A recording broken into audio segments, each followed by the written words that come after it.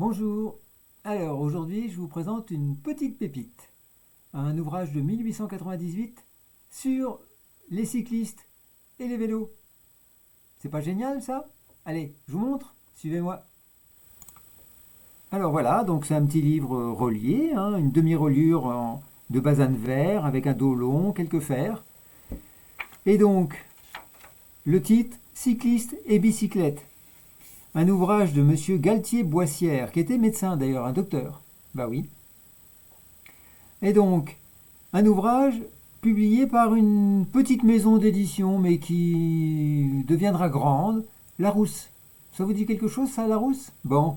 Eh bien, écoutez, voilà, c'est un ouvrage de 1898, un petit avant-propos. Et puis, alors, ce qui est marrant, c'est normal que ce soit un médecin qui ait fait ce livre, parce que là, on attaque des chapitres qui sont les conditions de santé pour faire du vélo, la bicyclette chez les malades, qu'est-ce qu'elle peut apporter pour les problèmes de dos, pour les problèmes de respiration, la fatigue et l'entraînement. Ensuite, bien sûr, on a tout un chapitre sur la composition du vélo en lui-même, comment on le construit, de quelles pièces il est constitué. Ah, merveilleux, merveilleux. Vous vous rendez compte? Des pneus gonflables, inventés par monsieur Dunlop. Bien sûr, parce que c'est pas Michelin, non, non. C'est pas Michelin qui a inventé les pneus gonflables avec des chambres à air. C'est un certain monsieur Dunlop, un Anglais, ou Irlandais d'ailleurs, ou Écossais, je sais plus. Bon.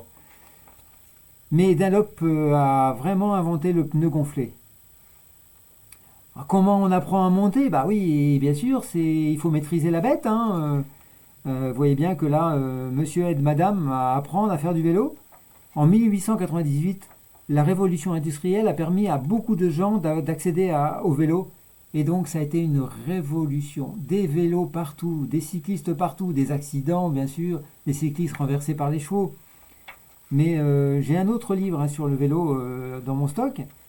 Mais bon, alors comment on doit acheter la bicyclette? Les développements, toutes les pièces qu'on peut rajouter. Enfin, vraiment c'est un ouvrage très très complet. Puis alors bien sûr, le code du cycliste, comme le code de la route. Comment on doit faire? Après, un historique du vélo. Franchement, il est super sympa ce livre. Un historique du vélo avec toute l'histoire de comment on est arrivé là. Et puis bien sûr les accidents. Les accidents de vélo, comment on fait pour réparer une jambe cassée? Bien sûr des vélos à plusieurs, les fameux tandems. Voilà, vraiment un ouvrage fabuleux. Après, bien sûr, les courses. Le vélo aussi chez les militaires, puisque les militaires l'ont adopté. Et puis même les courses, les compétitions. Un index assez complet à la fin, un peu de publicité bien sûr. Voilà, bah écoutez, c'est franchement un petit livre vraiment sympa, qui n'est pas très courant. Je pense que d'ailleurs je dois être le seul à en avoir un en ligne en ce moment. Donc, bah écoutez, n'hésitez pas à venir voir ce livre dans ma boutique. Je vous rappelle le nom de domaine. Merci.